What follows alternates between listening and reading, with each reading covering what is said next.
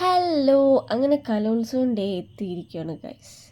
ഞാനും എൻ്റെ വീണയും എൻ്റെ അച്ഛനും അമ്മയും എന്താ കൊല്ലത്തോട്ട് പൊയ്ക്കൊണ്ടിരിക്കുക. കൊല്ലത്ത് വെച്ചാട്ടോ ഇപ്രാവശ്യം കലോത്സവത്തിലോട്ട് പോകുന്നതിന് മുമ്പ് നമുക്കൊന്ന് ഫ്ലാഷ് ബാക്കിലോട്ടൊന്ന് പോയിട്ട് വരാം.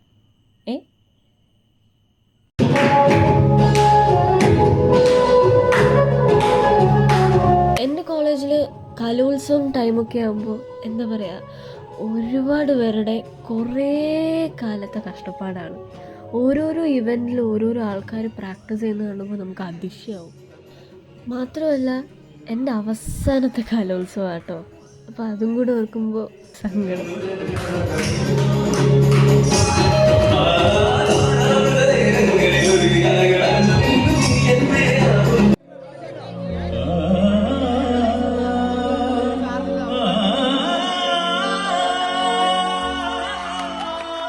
കയ്യടികൾ കേൾക്കുമ്പോൾ, പ്രത്യേകിച്ച് എൻ്റെ യൂണിവേഴ്സിറ്റി കോളേജിൻ്റെ കയ്യടികൾ കേൾക്കുമ്പോൾ പിന്നെ എന്തിനാണ് വേറൊരു സപ്പോർട്ട് അല്ലെങ്കിൽ ഒരു കോൺഫിഡൻസ് വരുന്നത്?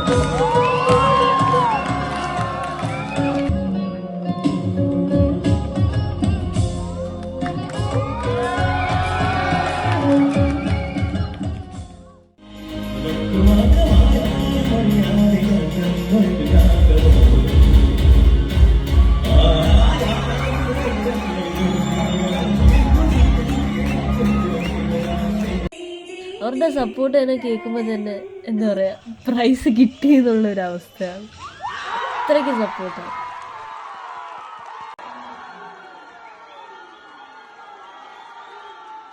അങ്ങനെ ഇതാ അടുത്ത ദിവസമായി.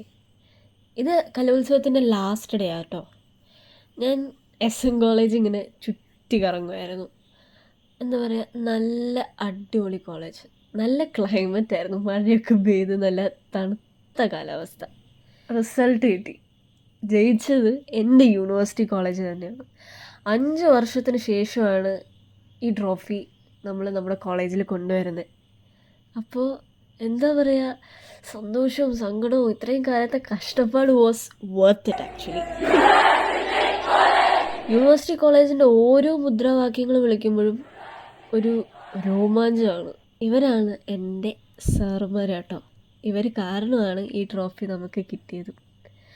College life is the best. അപ്പോൾ ഒരു റിഗ്രറ്റും കൂടാതെ മാക്സിമം അടിച്ചു പൊളിക്കാൻ ശ്രമിക്കുക.